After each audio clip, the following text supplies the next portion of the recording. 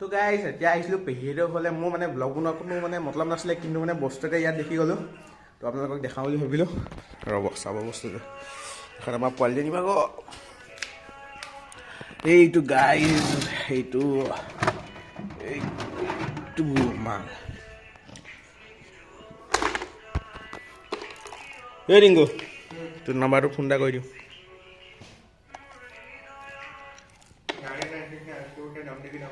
hey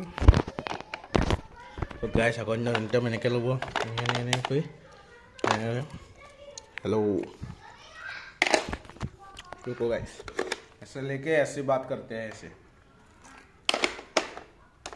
तो हमारा पहले नगद itu বস্তু আগে আমার টিংকু বহি আছে এইটো तो गाइस ताकि दिखा लो वीडियो तो ভাল লাগিলে लाइक कमेंट शेयर गाइस जो भी करना है कर दो और सब्सक्राइब जरूर करना तो चलो